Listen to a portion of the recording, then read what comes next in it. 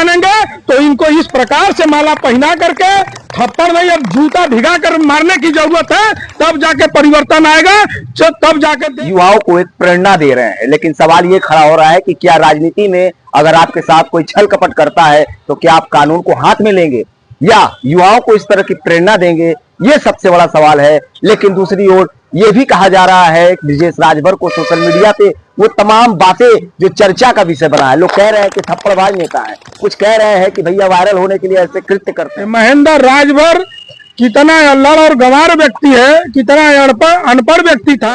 आपने जिस हिसाब से थप्पड़ सोशल मीडिया पे कह रहे हैं ब्रजेश राजभर थप्पड़बाज नेता हो गए हैं, क्या ब्रजेश राजभर वाकई में थप्पड़बाज नेता हो गए? बता दिए हमारे दर्शकों को। बिल्कुल, अब आजादी के 78 साल बीत गए हैं। मैं आपके चैनल के माध्यम से कहना चाहता हूं कि जो पीडीए, जो पिछड़े दलित अल्पसंख्यक समाज, शोषित वंचित किसानों की लड़ाई लड़ने का ये झूठा बात करके ये लोग अपनी झोली तो भर लेते हैं, अपनी मलाई की व्यवस्था तो कर लेते हैं, लेकिन जब समाज के साथ अन्याय अत्याचार होता है तो ये कहीं न फोन उठाते हैं न उनके लिए खड़े होते हैं। ये शशि प्रताप सिंह, मैं आपको वार्निंग देता हूं कि एक जमाने में इसी सारनाथ के धरती पर ब्रजेश राजभर आपको भी माला पहनाया था और आपको भी स्वागत किया था, लेकिन गलती से वो वीडियो नहीं बन पाया था, जारी नहीं हुआ था। लेकिन इतना मजबूर मत कर दो कि ब्रजेश राजभर को फिर से माला पहना करके और तुम्हारा स्वागत करना पड़े।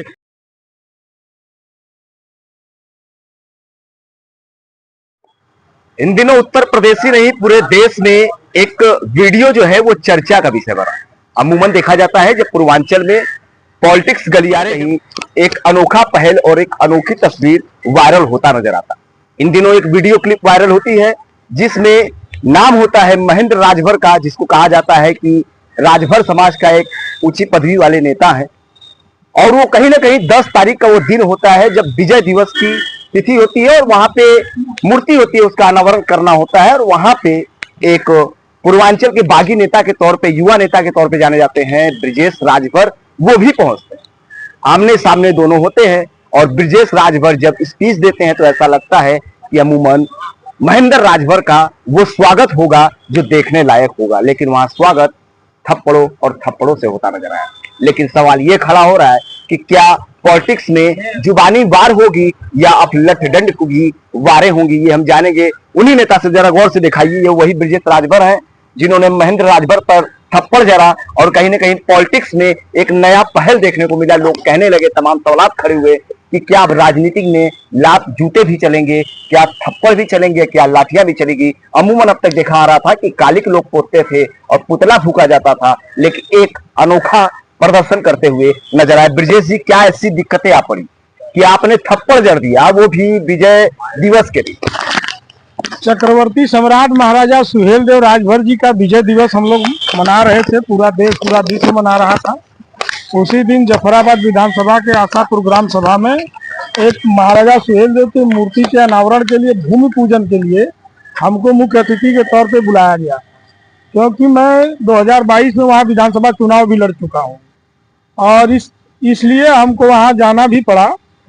उसी समय महेंद्र राजभर जी आए। महेंद्र राजभर जी को सुहेलदेव स्वाभिमान पार्टी जब बनानी थी तब माननीय ओम प्रकाश राजभर जब उनको दल से निकाल दिए थे तो वो अपनी गाड़ी ड्राइवर मंगा लिए, तो महेंद्र राजभर पैदल हो गए। 18 साल नो डाउट वो ओम प्रकाश राजभर के दल में काम किए, लेकिन 18 साल में इनको एक मोटरसाइकिल खरीदने की औकात नहीं थी और बस पकड़ के बनारस आए थे। ऑलरेडी मैं जन अधिकार पार्टी माननीय बाबू सिंह कुशवाहा जी के दल में मैं प्रदेश उपाध्यक्ष के तौर पे पदाधिकारी था और दल के लिए काम कर रहा था और उन्होंने हमको चुनाव भी लड़ाया था। तो ये आए कि ओम प्रकाश राजभर समाज को आरक्षण अधिकार हिस्सेदारी नहीं दिलवा पाएंगे, चलिए हम लोग समाज की लड़ाई को मजबूती से लड़ करके एक दल बना करके एक लंबी लकीर खींच करके आरक्षण अधिकार की हिस्सेदारी के नाम पर हम समाज को जगाएंगे कि वो अभी तक ओम प्रकाश राजभर झूठ पे झूठ बोल रहे हैं, वो समाज को अधिकार नहीं दिला पाएंगे। तमाम छलावा और झूठ बोल करके हमको बहकाने और फुसलाने का काम किए और हमने कहा ठीक है भाई, समाज की लड़ाई, समाज के मिशन पे काम करना है, चलिए ठीक है हम आपके साथ चलते हैं। लेकिन जिस तरह से समाज के और नेता समाज के दल के साथ, विचारधारा नीतियों के साथ झूठ बोल करके बेईमानी गद्दारी करते हैं, क्या आप भी ऐसा करोगे? तो कहे नहीं, अगर ऐसा दिन आएगा तो आपका जूता और हमारा सर होगा। और अपनी माँ बहन की कसम खाए, और कसम खा करके यही बनारस में हमारे घर पे एक पार्टी का स्केच प्रारूप हमने तैयार किया, झंडा क्या होगा, पार्टी का नाम क्या होगा, सारी नीतियों को हमने तैयार किया। क्यों?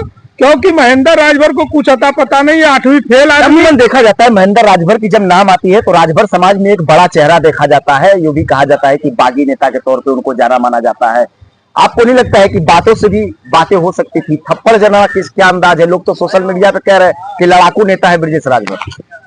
महेंद्र राजभर कितना बड़ा नेता है मैं आपको बता देना चाहता हूं कि एक बार सदर विधानसभा मऊ में चुनाव लड़ रहे थे और मीडिया ने उनसे सवाल पूछा था कि राष्ट्रगान कितने समय में गाया जाता है।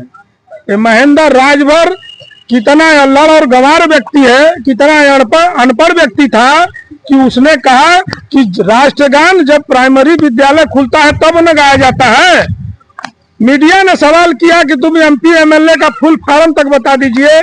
जब वो भी पता नहीं, आप किस प्रकार का एमएलए का चुनाव लड़ रहे हो, एमएलए के बारे में नहीं मालूम है, तो ऐसे राष्ट्रीय अध्यक्ष को बनाने के लिए ये हमारी गलती थी, उस गलती को हम एक्सेप्ट करते हैं। लेकिन महेंद्र राजभर ने जो धोखा देने का काम किया, जो नीति सिद्धांत विचारधाराओं से समझौता किया, जो स्वाभिमान से समझौता किया, क्योंकि जब हमने ये मेहनत से उस दल के लिए काम करना शुरू किया, 17-18 महीने में माननीय अखिलेश यादव बुला करके लखनऊ में सम्मानित करने का काम किए, वो देन ब्रजेश राजभर की थी। जब गाड़ी नहीं था तो गाड़ी संसाधन की व्यवस्था हमने किया, हमने सारी व्यवस्थाएं की। लेकिन एक दिन सनसनी खबर आती है लखनऊ से कि चादर ओढ़ करके सुहेलदेव स्वाभिमान पार्टी का राष्ट्रीय अध्यक्ष महेंद्र राजभर पकड़ा गया चोरों की तरह। वो लाइव चल रहा था, पूरा दुनिया देखा। हमने कहा कि नेताजी ये क्या चल रहा है, आपने जवाब क्यों नहीं दिया?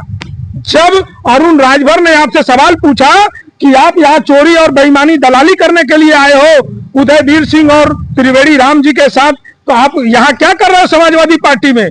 तब महेंद्र राजभर को उनको जवाब देना चाहिए था कि जब आपके पिताजी दल बनाए हैं, किसी दल के साथ समझौता कर सकते हैं, किसी के साथ बैठ सकते हैं, तो क्या हम भी दल बनाए हैं, हम राष्ट्रीय अध्यक्ष हैं, क्या हमको अधिकार नहीं है? सवाल ये है कि अगर ब्रजेश राजभर जी से राजनीतिक में कोई धोखा देता है या धोखा प्राप्त करते हैं ब्रजेश राजभर, तो क्या अब वो लड़ाई झगड़े करेंगे या मौखिक रूप से बातें करेंगे? क्या पॉलिटिक्स में लड़ाई झगड़े से समझौता होती है?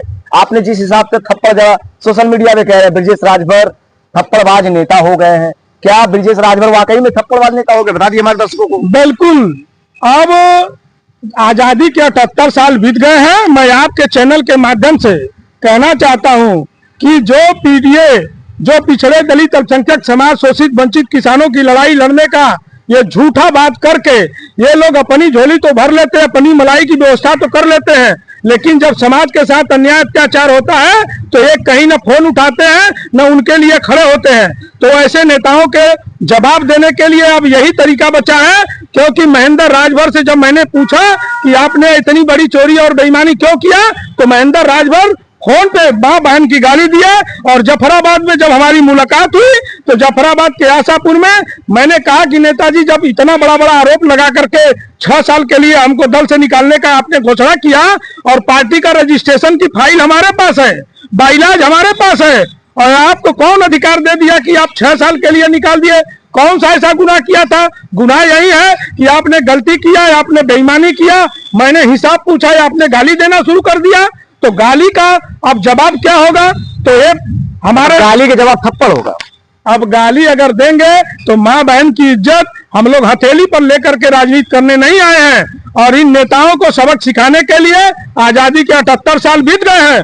आपके चैनल के माध्यम से मैं युवाओं को अपील करना चाहता हूं कि अगर हर समाज में एक ऐसे कई सौदागर पड़े हैं, अगर वो नहीं मानेंगे तो इनको इस प्रकार से माला पहना करके थप्पड़ नहीं, अब जूता भिगा कर मारने की जरूरत है, तब जाके परिवर्तन आएगा, तब जाके देश और समाज। लोग कह रहे हैं ब्रजेश राजभर अमूमन इस तरह की हरकतें करते हैं, कभी ओम प्रकाश राजभर के लिए टेडी बियर बनाते हैं, वायरल होने का शौक है, इस वजह से ये नेता इस तरह के कृत्य करता है। वायरल नहीं, ये क्रांतिकारी सोच है। और ये थप्पड़ पहली बार नहीं लगा है। आपको पता होगा इसी दल में ओम प्रकाश राजभर के साथ एक शशि प्रताप सिंह रहते थे। और शशि प्रताप सिंह के खून में लाल नहीं था, पीला हो गया था, इनको भी पीलिया हो गया था। और ये भी इसी प्रकार की कई हरकत किए थे। और किसी जमाने में बनारस के सर्किट हाउस में ओम प्रकाश राजभर की चड्डी बंडी धो करके अपनी दलाली करके उनके पास कंधे पर बैठे करते थे। आज शशि प्रताप सिंह मां बहन की गाली देते हैं। जिस राजभर समाज ने आपको हाथ पे बैठा करके आपके राजनीतिक जननी है राजभर समाज, आज राजभर समाज को कुत्ता और बिल्ली बता रहे हो जो अपने मां का नहीं हुआ। ये शशि प्रताप सिंह, मैं आपको वार्निंग देता हूं कि एक जमाने में इसी सारनाथ के धरती पर ब्रजेश राजभर आपको भी माला पहनाया था और आपको भी स्वागत किया था, लेकिन गलती से वो वीडियो नहीं बन पाया था, जारी नहीं हुआ था। लेकिन इतना मजबूर मत कर दो कि ब्रजेश राजभर को फिर से माला पहना करके और तुम्हारा स्वागत करना पड़े। क्योंकि यही महेंद्र राजभर ने हरकत किया था। मैं समाज के युवाओं को यह संदेश देना चाहता हूं कि आपके अंदर से, ये नेताओं के अंदर ये जनता की खौफ खत्म हो चुकी है। ये जनता को बेवकूफ समझ रहे हैं और जनता को एक तरफ बता रहे हैं कि शिक्षित बनो, एकजुट बनो, संगठित बनो। हम पढ़े लिख करके, हम लोग ग्रेजुएशन करके आज राजनीति में आए हैं, तो हम किसी बेवकूफ को आप लोग पढ़ाओगे पाठ 16 दूनी 8।